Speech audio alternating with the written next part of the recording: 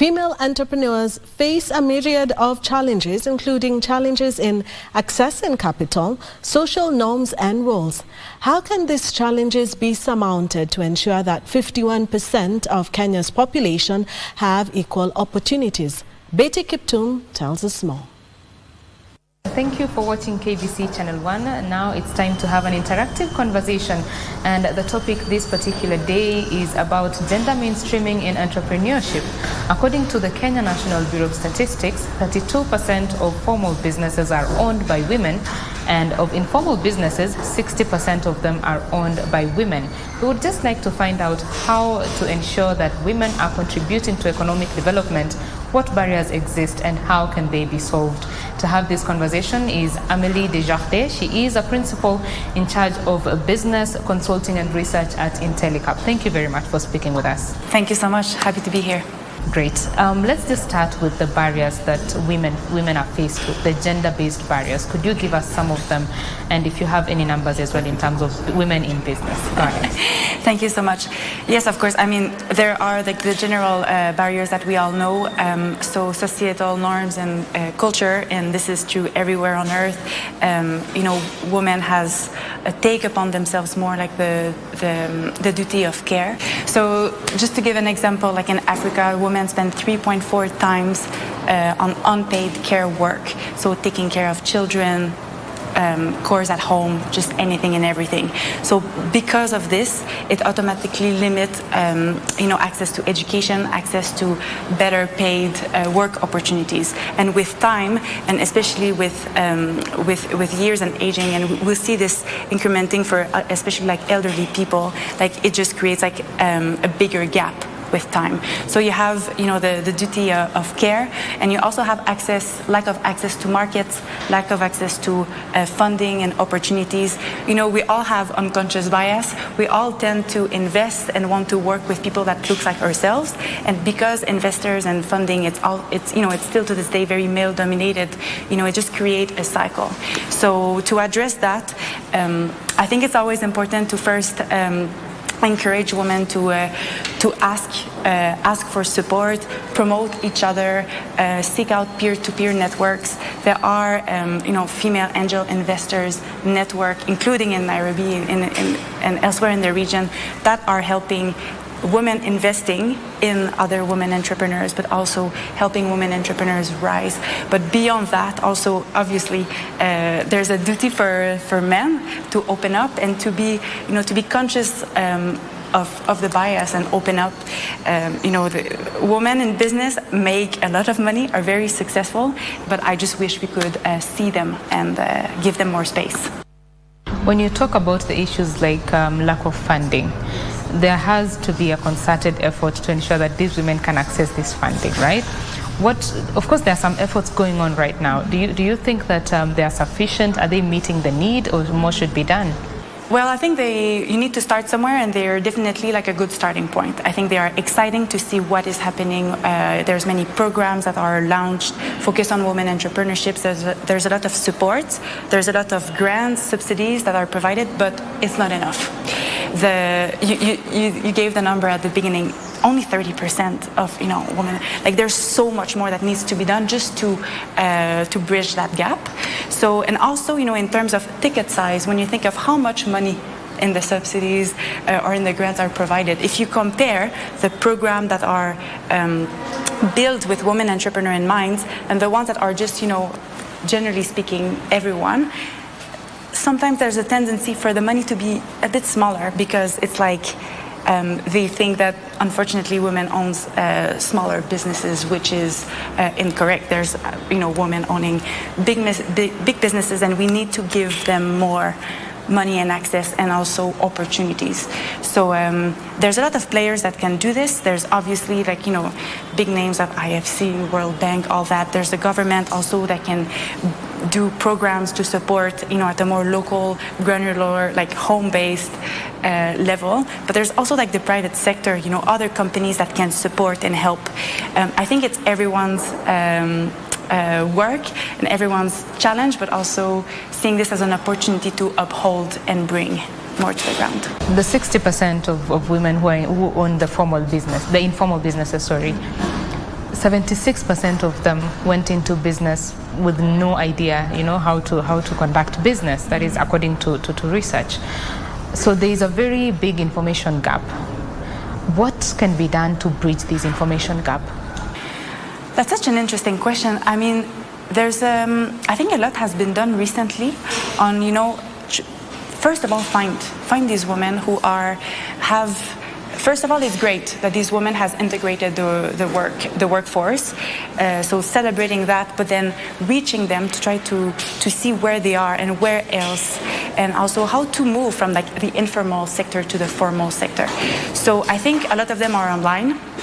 There's a lot of digital platforms that exist, but also trying to give them more information and really trying to give them, trainings and skills to really help them make the jump to formal work. But also, the informal sector has a lot of like labor rights and workers issues. Like it's unregulated, kind of, right? So workers and especially women who works in the informal sector will be less paid, work more hours, and their health and safety might be at risk.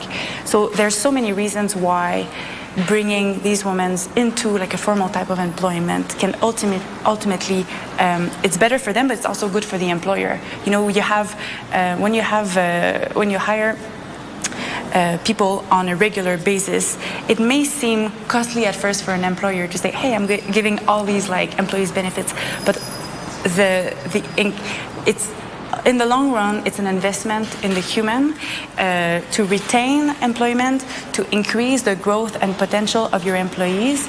It makes them happy. It makes you more profitable. It's just better.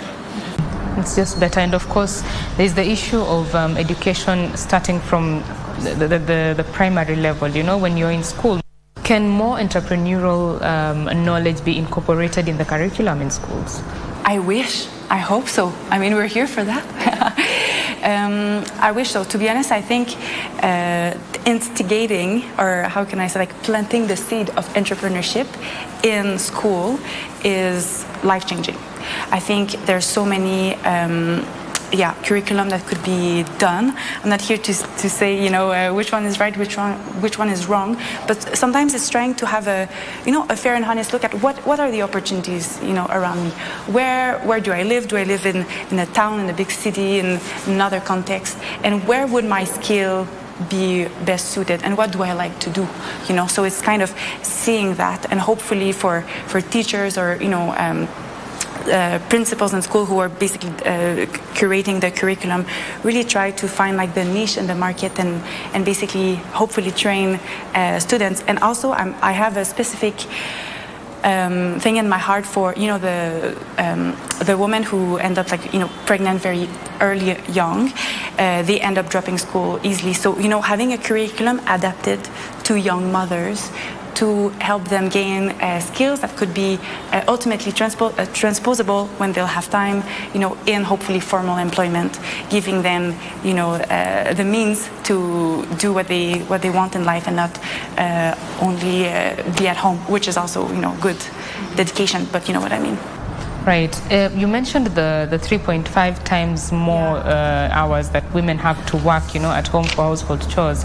And it's not been until the recent times that this work was actually captured in the economic development statistics, right?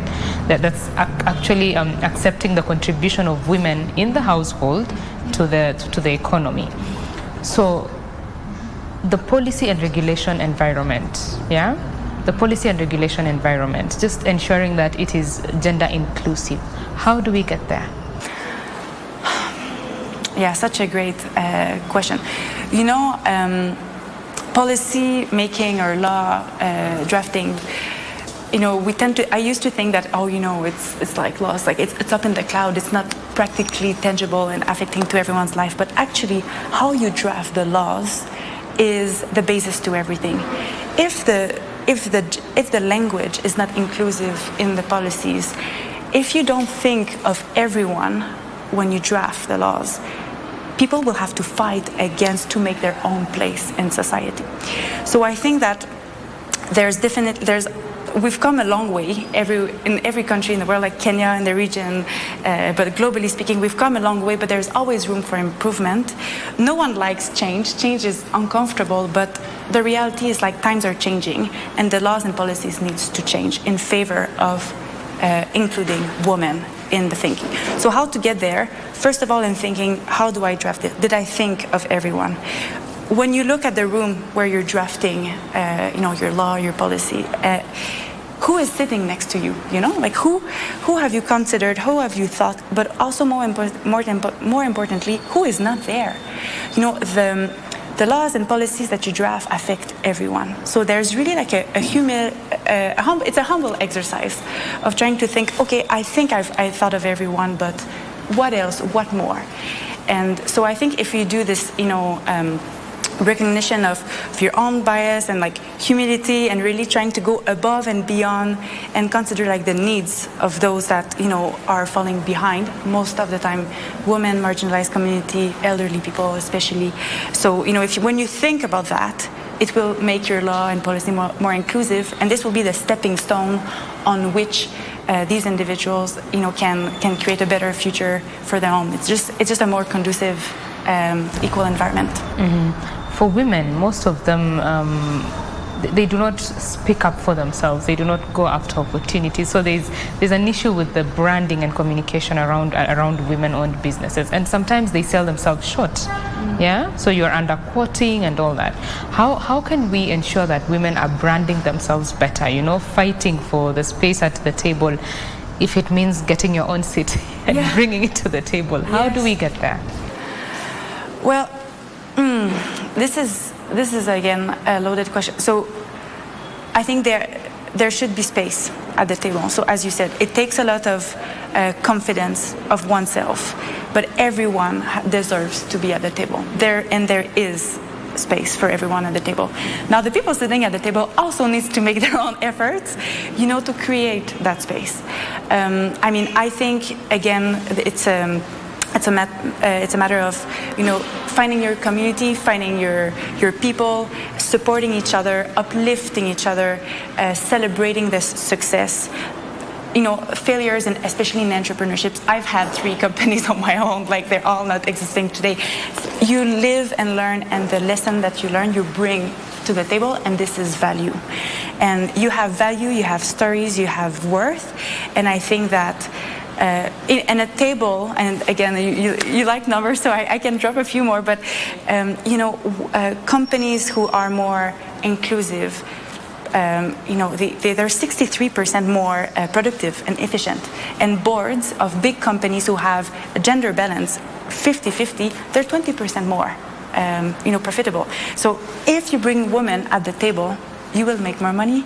The environment will be more rich, more diverse, and everybody will win. Very important pointers there. I like those numbers that you've given. Of course, we know that the representation at the higher levels is still low.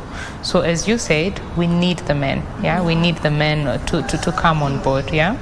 So there are efforts that are ongoing to bring the men on board. Is it working in your view? There needs to be more. Sometimes I find we're having this conversation amongst ourselves, and of course, as I said, peer to peer, celebrating each other, yes, but I think we can't, we all live together. This is teamwork. So there are strong men that are, good advocates that are doing amazing work. We need them there, but we need more. We need more men making space. We need more men dedicating their time and also being, as I mentioned before, realizing that there need to be the opportunity that they would otherwise be given, maybe more out of instinct to a peer, to another man.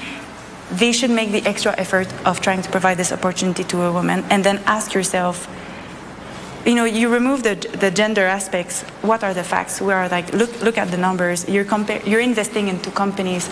It's hard to do this, but this is what you try to remove the gender aspects and see. And then how come were you particularly inclined to invest in more in another? When you talk about the corporate benefits that come with gender inclusivity, of course, that is not the only benefit to gender inclusivity, right?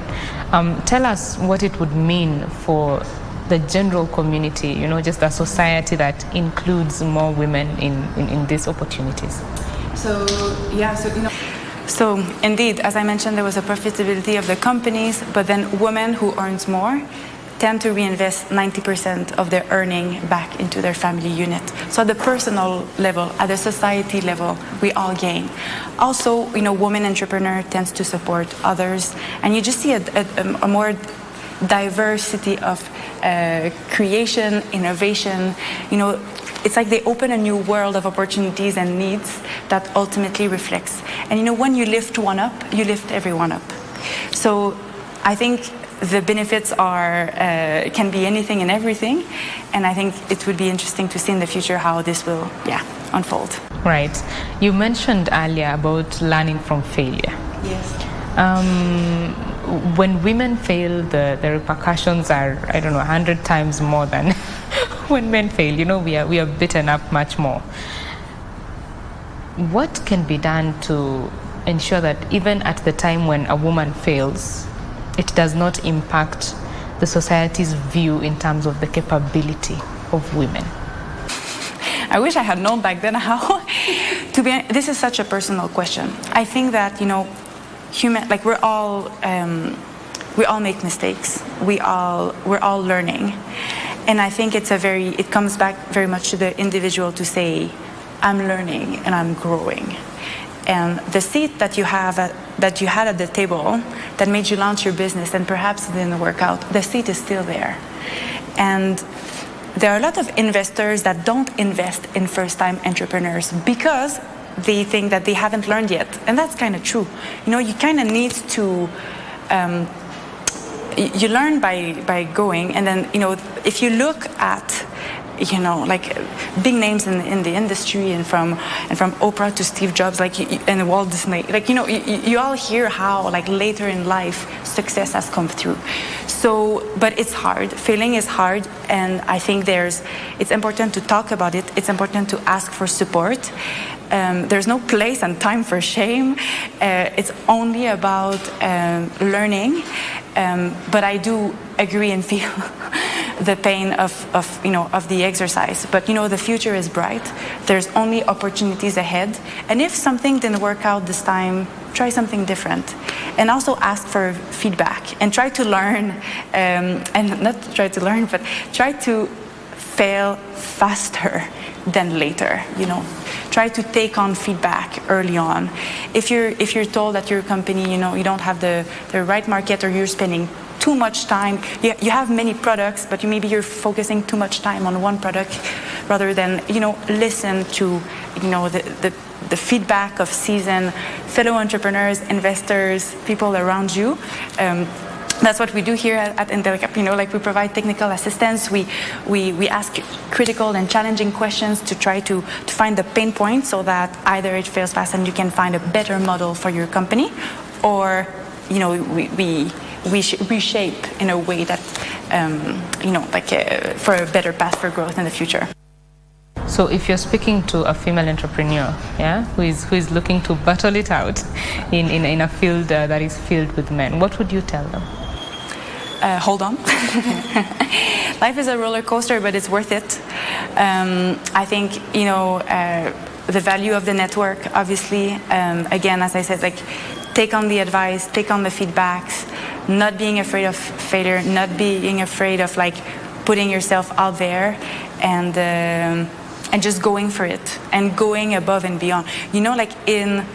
There's studies says that even let's say for a job, let's say entering the workforce, women tend to look at all the qualifications and say, I'm not qualified enough, I should be more this, I should be more that. Most of the time women wait to be overqualified before applying to the job, as men apply.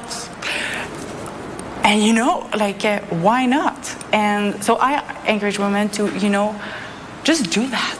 Apply, put yourself out there, be confident, and learn as you grow, and everyone will be better. Everyone will be better, right? So as we come to a close of the conversation, Amelie, could you give us your closing remarks and what does the future look like for the female entrepreneur? I think the future is bright, as I said. The future is promising. There's more of us. I feel myself like there's more. There's many of us out there, and there should and will be more. So I think let's do this together and let's roll with it. And yeah, let's look ahead with a smile. Let's look ahead with a smile. Yeah. Thank you very much, Amelie, for your thoughts. That is Amelie Desjardins. She is the principal in charge of research and business consulting at Intellicap. We have been discussing matters gender mainstreaming and entrepreneurship and just how to ensure that more women are contributing to economic development and that the policies and the regulatory environment as well as the people around them are supporting them as female entrepreneurs. Thank you very much for watching. My name is Betty Kiptum. Bye-bye.